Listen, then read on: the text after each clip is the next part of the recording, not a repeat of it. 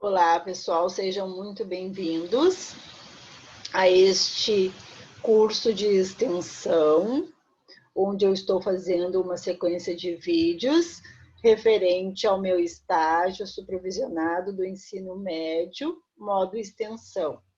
Este é o sexto vídeo e último da série referente ao tema multiculturalismo no Brasil. Eu me chamo Zuleika Schmidt, meu RU é 1649303, estou cursando segunda licenciatura em Pedagogia pela Universidade Uninter, pelo Polo de Novo Hamburgo, Rio Grande do Sul. Então, a Uninter nos possibilitou a fazer o estágio de forma online devido à pandemia do coronavírus. E eu estou em fase de conclusão do curso e vou fazer este estágio de forma online. E o tema que eu estou abordando nesses vídeos é sobre o multiculturalismo no Brasil. E neste vídeo eu irei abordar sobre a diversidade na região sul do Brasil. A região sul abrange os seguintes estados: Paraná, Rio Grande do Sul e Santa Catarina. Eu irei começar então pelo estado do Paraná, capital Curitiba. No século XVI, as terras que fazem parte do estado do Paraná pertenciam à capitania de São Vicente. Nessa época, a região era visitada por exploradores europeus em busca de madeira de lei. Somente no século XVII, em 1660, foi iniciada a colonização com a fundação da vila de Paranaguá por colonos e jesuítas espanhóis. Curitiba, atual capital do estado, também foi fundada logo no início da colonização das terras paranaenses, tendo sido elevada à vila em 1693. A descoberta de ouro em Paranaguá atraiu os portugueses não só para o litoral, mas também para o interior, quando posteriormente foi descoberto o ouro em Minas Gerais. A exploração na região paranaense diminuiu. Grandes extensões de terra, já ocupadas por famílias ricas, passaram a ser utilizadas na criação de gado. Agora, na sequência, eu irei passar um vídeo referente a algumas características do estado do Paraná.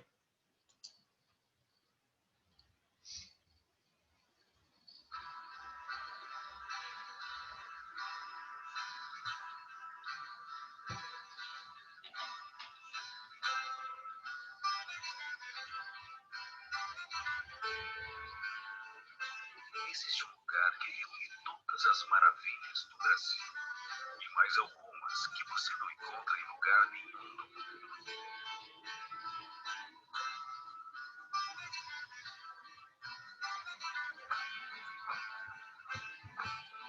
Que possui figuras gigantescas esculpidas durante milhares de anos pela água e o vento.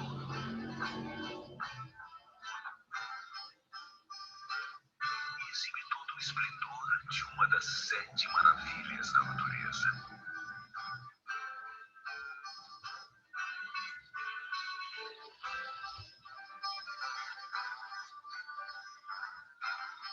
Que festeja sua arte, sua música e a cultura dos povos que construíram nosso estado. Que possui a maior malha rodoviária do sul do Brasil e oferece mais de 2.000 quilômetros de ferrovias.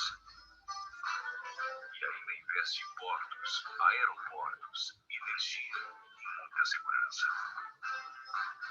Que tem no meio do mar uma ilha única, uma biodiversidade biodiversidade sem igual, com uma exuberante reserva ecológica. E além da água salgada, tem muita água doce, a maior queda d'água do sul do Brasil. E tem a maior usina geradora de energia do mundo. Por falar em tamanho, também possui o sexto maior game do mundo.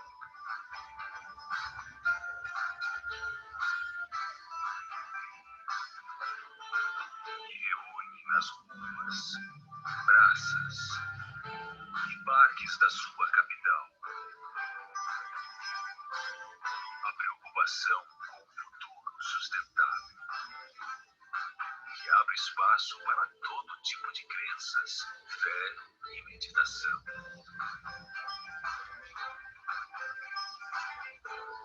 Que lugar é esse?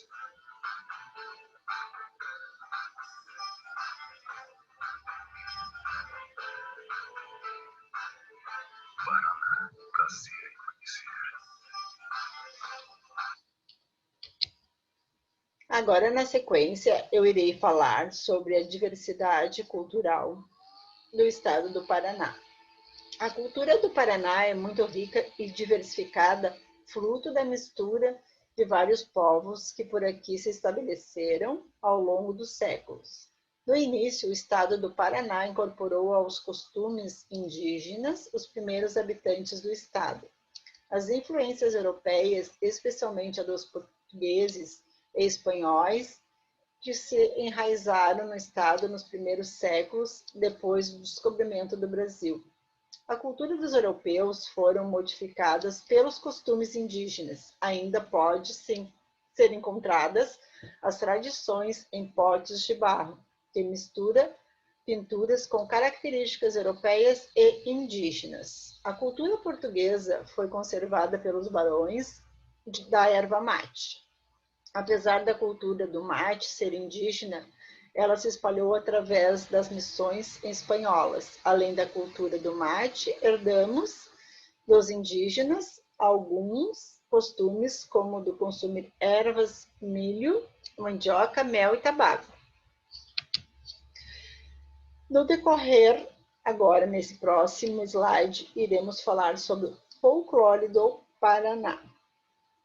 No Paraná, o folclore mistura histórias e costumes de antigas tribos indígenas, grupos de escravos, de imigrantes e também das pessoas que chegaram ao estado na época do tropeirismo, como gaúchos, mineiros e paulistas. Então, aqui eu trago algumas fotos ilustrativas referente a algumas festas típicas do folclore do estado do Paraná, como fandango, dança de São Gonçalo, pau de fitas e grupos folclóricos de Curitiba. Agora eu irei falar sobre a culinária do estado do Paraná. A culinária do Paraná envolve saberes e técnicas de preparo de alimentos regionais. Tem como tradição a carne de charque, churrasco, barreado, pinhão e as influências de hábitos culinários de gaúchos, paulistas e mineiros. Influências da imigração no Brasil, embora os principais pratos da cozinha paranaense sejam originários da interação entre portugueses e indígenas. Esta possui influência posterior do imigrantes alemães, franceses, italianos, ucranianos, poloneses, holandeses, austríacos, árabes, sírio-libaneses e japoneses. No começo da colonização do Paraná, os hábitos culturais encontrados no estado eram dos índios e dos ibéricos, da Europa de Portugal e de Espanha. O povo paranaense levou uma grande quantidade dos hábitos, como costume de consumo de ervas, milho, mandioca, mel e tabaco.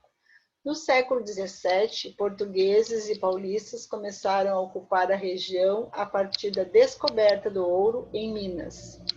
Os tropeiros colaboraram com a cultura de consumir o chimarrão, o café e o feijão de tropeiro. E os escravos africanos trouxeram como legado, por exemplo, a feijoada e o hábito de consumir cachaça. A diversidade étnica e cultural no Paraná contribuiu para construir a identidade de cada região do estado. Agora, na sequência, iremos ilustrar alguns pratos típicos do estado do Paraná, como pratos tropeiros, barreado, leitão maturado, churrasco de chão e o pinhão. Agora iremos falar sobre alguns pontos históricos e turísticos do estado do Paraná. Pontos turísticos do Paraná guardam história de imigração holandesa entre as atrações da região. Dos Campos Gerais está o maior museu histórico em área aberta do Brasil, no início do século XX. Famílias de pecuaristas e agricultores holandeses se estabeleceram na região dos Campos Gerais, no Paraná.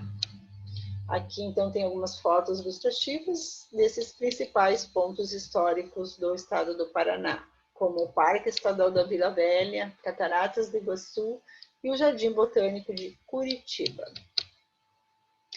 Agora, na sequência, eu irei falar sobre o estado de Santa Catarina, capital Florianópolis. A história de Santa Catarina teve início nos primórdios do século XVI, com os primeiros registros de incursões de piratas europeus. No começo do século XVI, a região que é hoje o estado catarinense era povoado pelos carijós, tribo do grupo Tupi-Guarani, catequizados que instruíram-se e pacificaram-se no catolicismo romano desde 1549.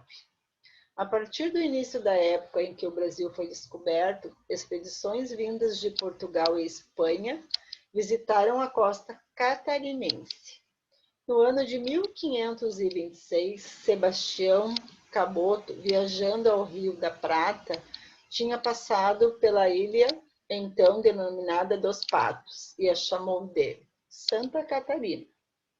Sebastião Caboto batizou-a de Ilha de Santa Catarina. Há uma polêmica em torno da motivação desse nome. De acordo com uns, o nome homenageia a santa, enquanto para outros faz referência à sua esposa, Catarina Medrano. Na sequência, iremos agora falar um vídeo sobre Santa Catarina.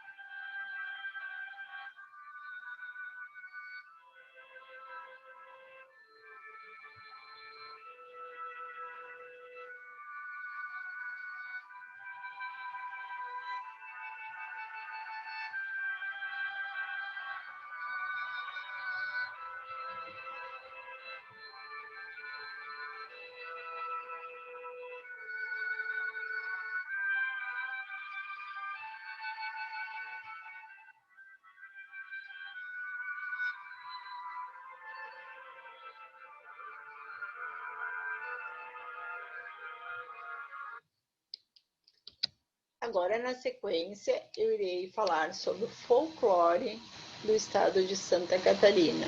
O folclore catarinense é um dos mais diversificados do Brasil, devido aos seus componentes culturais, Nossa região foi habitada por várias etnias, como os indígenas, os italianos, os alemães, os poloneses e várias outras.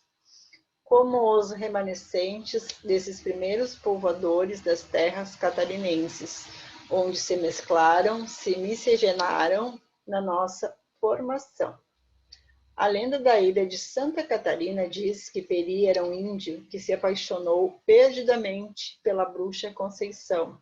No entanto, nem as bruxas, nem os índios da aldeia de Peri aprovavam o romance entre os dois. Mesmo assim, o casal manteve encontros furtivos na mata. Depois da chegada dos descobridores portugueses, Santa Catarina recebeu, ao longo dos séculos, levas de imigrantes alemães, italianos, em menor número, açorianos, poloneses, ucranianos, holandeses, austríacos e japoneses, entre outros.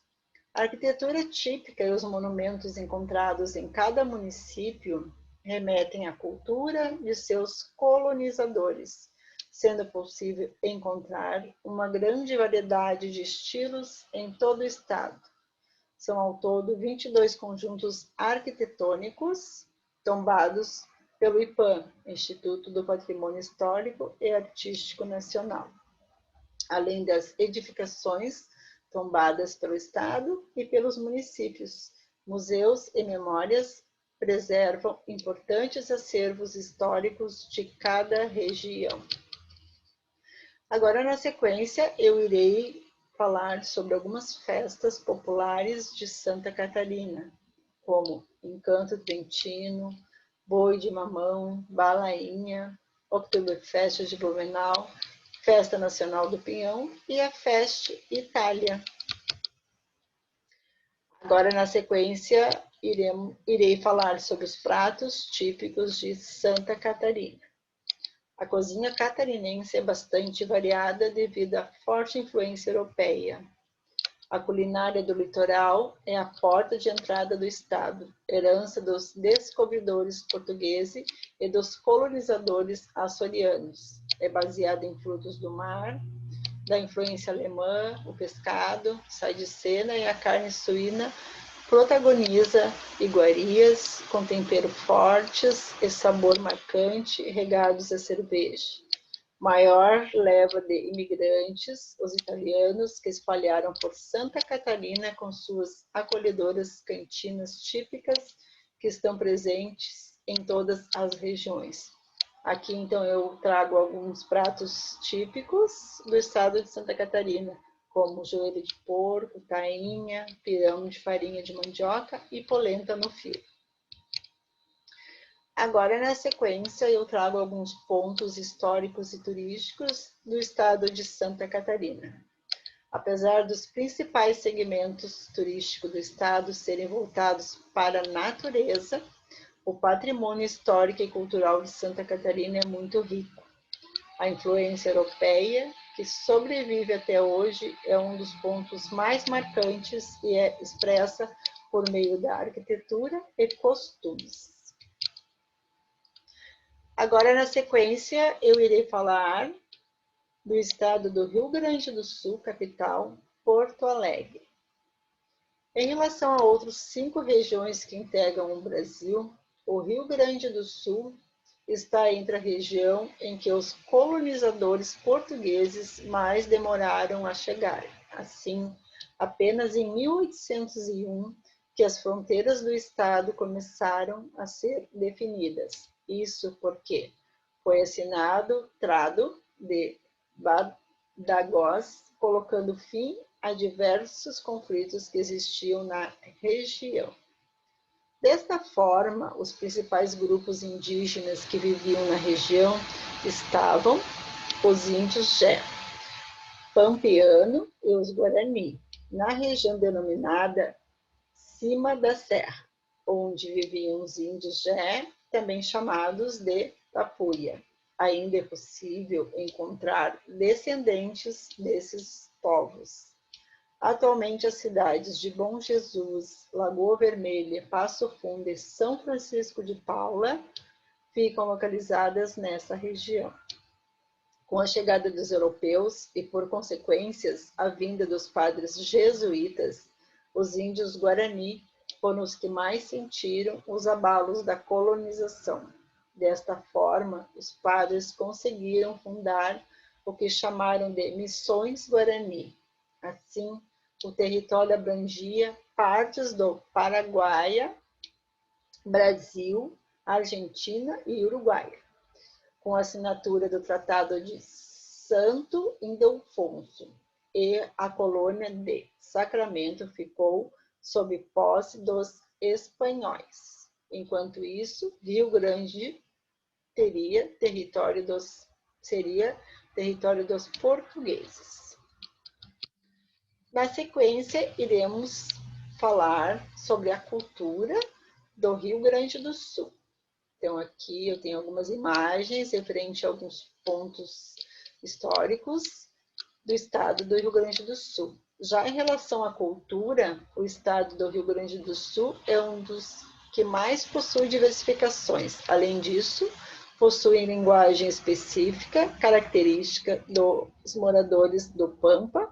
A vestimenta dos gaúchos que vivem em fazendas também é bastante diversificada, caracterizada pelas calças largas e lenços no pescoço, usados para se protegerem do frio.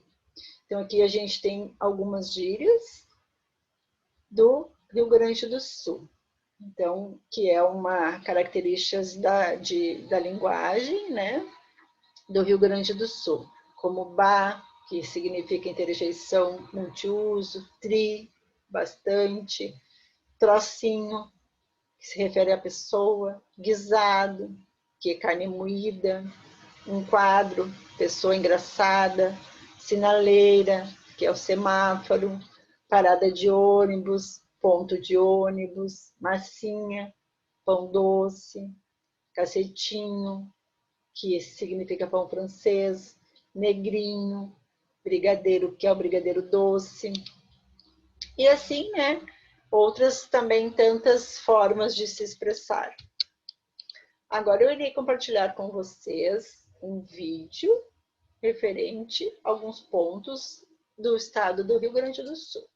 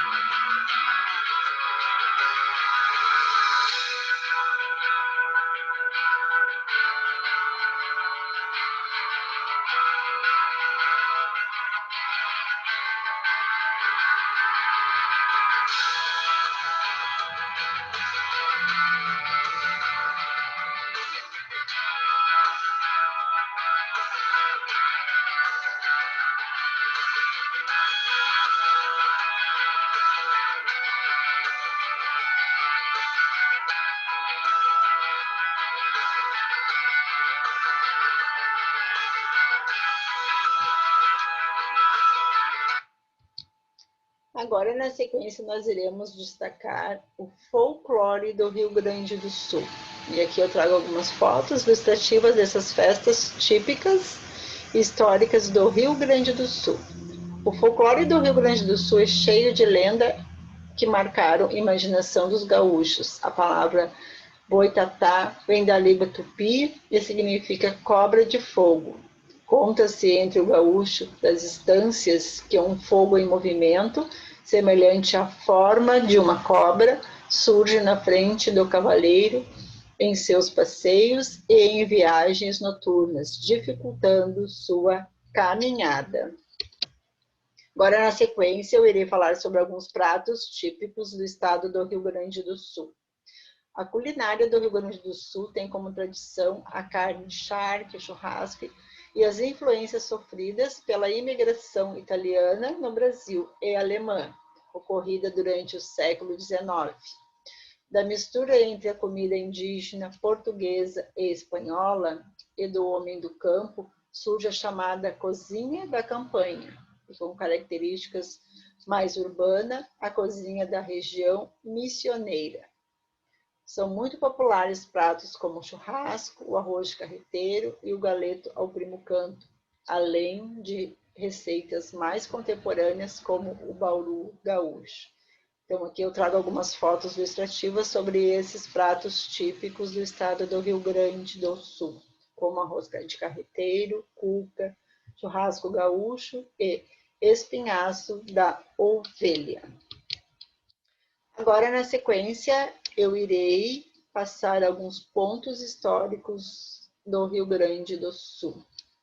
O turismo no Rio Grande do Sul apresenta uma série de atrativos que vão da paisagem e do clima serrano ao pampa, ao extenso litoral, às estâncias hidromineiras, à diversidade de seu patrimônio, seja paleobotânico, arquitetônico, arqueológico ou histórico, como as missões Patrimônio Cultural da Humanidade. Então, aqui eu trago alguns pontos históricos do estado do Rio Grande do Sul, como a Cascata do Caracol, Catedral da Pedra, Cânion Itambezinho e ruínas de São Miguel. Então, esta foi a minha sequência de vídeos, onde eu passei o tema multiculturalismo no Brasil, onde os vídeos foram destacados a diversidade nas 5 regiões do Brasil. Eu quero agradecer, espero que tenham gostado deste curso de extensão. Se gostaram, por favor, compartilhem, curtem, comentem. Muito obrigada pela atenção de todos.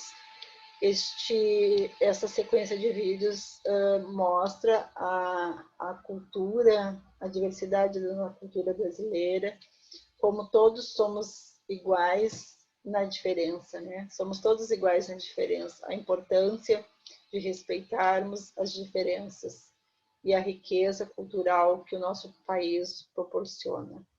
Obrigado.